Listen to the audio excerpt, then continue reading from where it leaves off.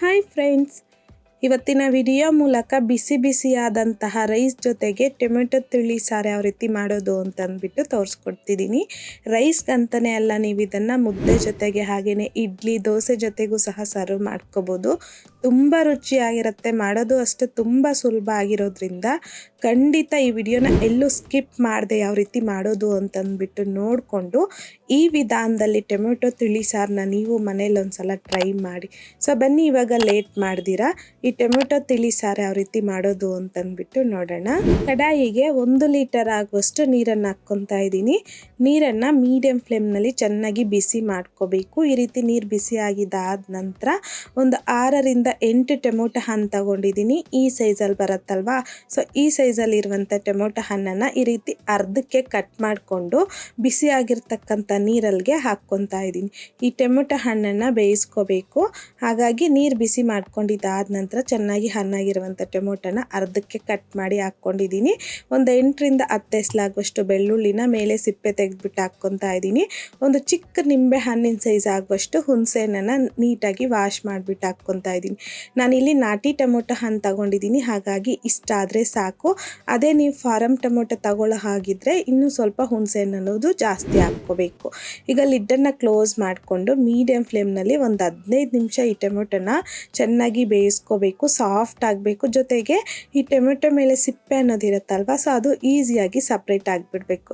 ಆ ರೀತಿಯಾಗಿ ನಾವು ಚೆನ್ನಾಗಿ ಈ ಟೊಮೆಟೊನ ಬೇಯಿಸ್ಕೊಂಡಿದ್ದಾದ ನಂತರ ಫ್ಲೇಮ್ನ ಆಫ್ ಮಾಡಿಕೊಂಡು ನೋಡಿ, ಈ ರೀತಿಯಾಗಿ ಒಂದೊಂದು ಟೊಮೆಟೊನ ಕಟ್ ಮಾಡಿರ್ತೀರಲ್ವ, ಸೊ ಅದನ್ನು ತಗೊಂಡು ಮೇಲೆ ಇರ್ತಕ್ಕಂಥ ಸಿಪ್ಪೆನ ತೆಗೆದುಕೊಬಿಡಬೇಕು. ಎಲ್ಲ ಟೊಮೆಟೊಗೂ ಸಹ ಸಿಪ್ಪೆ ತೆಗೆದಾದ ನಂತರ ಸಿಪ್ಪೆನ ಹೊರಗಡೆ ಹಾಕ್ಕೊಬಿಡಬೇಕು.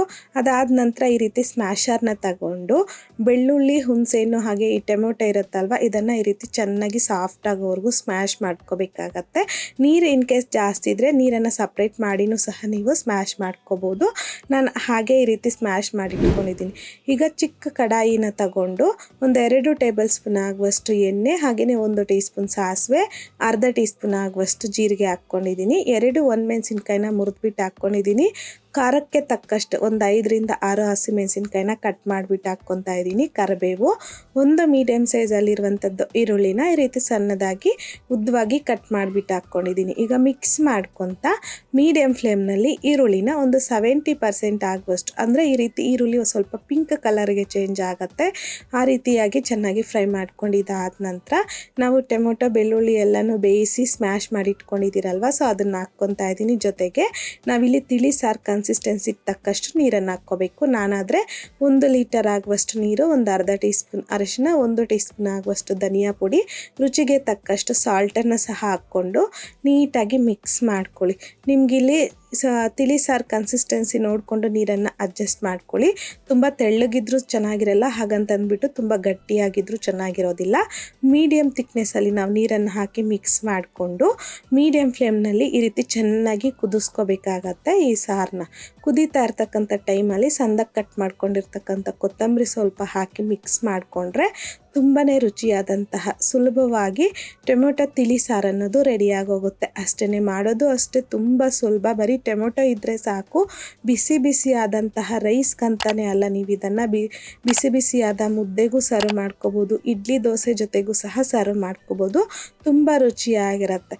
ಒಂದ್ಸಲ ನೀವು ಮನೇಲಿ ಟೊಮೆಟೊ ಇದ್ದಾಗ ಈ ರೀತಿ ಟೊಮೆಟೊ ತಿಳಿ ಸಾರನ್ನ ಮಾಡಿ ನೋಡಿ.